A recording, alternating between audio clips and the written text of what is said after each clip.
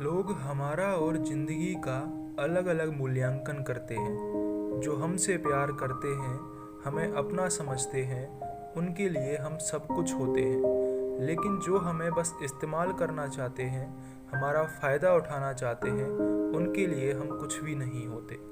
वास्तव में जीवन अमूल्य है, इसका महत्व समझें। इसको एक कहानी के माध्यम से समझते हैं। एक दिन की बात है, पिता ने देखा कि उसका बेटा घर के लॉन में गुमसुम बैठा हुआ है।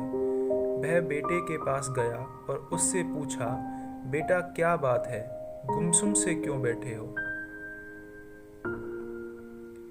मैं कुछ सोच रहा हूँ पापा, बेटे ने जवाब दिया। मुझे भी तो पता चले कि तुम क्या सोच रहे हो, पिता बोला। मैं ये सोच रहा हूँ पापा कि मेरी जिंदगी की कीमत क्या है। पिता मुस्कुरा उठा और बोला, अच्छा ये बात है। यदि तुम सच में अपनी जिंदगी की कीमत समझना चाहते हो तो जैसा मैं कहता हूँ वैसा करो। बेटा तैयार हो गया। पिता ने उसे एक पत्थर दिया जो दिखने में साधारण सा ही था और कहा, बेटा इस पत्थर को लेकर बाजार जाओ। वहाँ किसी स्थान पर यह पत्थर हाथ में लेकर बैठ जाना। कोई इसकी कीमत पूछे तो कहना कुछ नहीं, बस अपनी 2 उंगलियां खड़ी कर देना। बेटा बाजार चला गया और एक जगह पर हाथ में पिता का दिया हुआ पत्थर लेकर बैठ गया। उसे वहां बैठे हुए कुछ समय ही गुजरा था कि एक बूढ़ी औरत उसके पास आई और पूछने लगी, बेटा इस पत्थर की क्या कीमत है? लड़का कुछ बोला नहीं, बस अपने पिता के कहे अनुसार अपनी 2 उंगलियां खड़ी कर दी। अच्छा 200 रुपये, ठीक है, मैं इस पत्थर को 200 रुपये में खरीदने को तैयार हूँ, मुझे ये पत्थर दे दो, बूढ़ी औरत बोली। बूढ़ी औरत की बात सुनकर लड़का हैरान रह गया।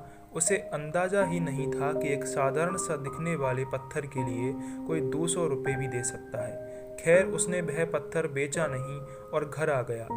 घर आकर उसने सारी बात अपने पिता को बताई। तब पिता ने उससे कहा, इस बार तुम एक म्यूजियम में जाना, वहाँ भी कोई तुमसे इस पत्थर की कीमत पूछे तो पहले की तरह 2 उंगलियां खड़ी कर देना। लड़का पत्थर लेकर म्यूजियम चला गया। वहाँ एक आदमी ने उसके हाथ में वह पत्थर देखा। पूछा, इसकी कीमत क्या है? लड़का कुछ नहीं बोला, बस अपनी 2 उंगलियां खड़ी कर दी। अच्छा 20,000 रुपये, ठीक है, मैं ये तुमसे 20,000 रुपये में खरीद लूँगा, आदमी बोला। लड़का यह सुनकर हैरान रहा। उसे यकीन ही नहीं हो रहा था कि कोई इस पत्थर के 20,000 रुपये भी दे सकता है। पत्थर बेचने से मना कर वह घर आ गया। वहाँ अपने पिता को उसने सारी बात बताई। तब पिता ने कहा, अब मैं तुम्हें आखिरी जगह भेजता हूँ। इस पत्थर को लेकर अब तुम किसी कीमती पत्थरों की दुकान पर जाओ और वहाँ भी कोई तुमसे इसकी कीमत पूछे तो कुछ मत कहना मत, पहले की तरह बस 2 उंगलियां खड़ी कर देना। लड़का तुरंत कीमती पत्थरों की एक दुकान में पहुंचा।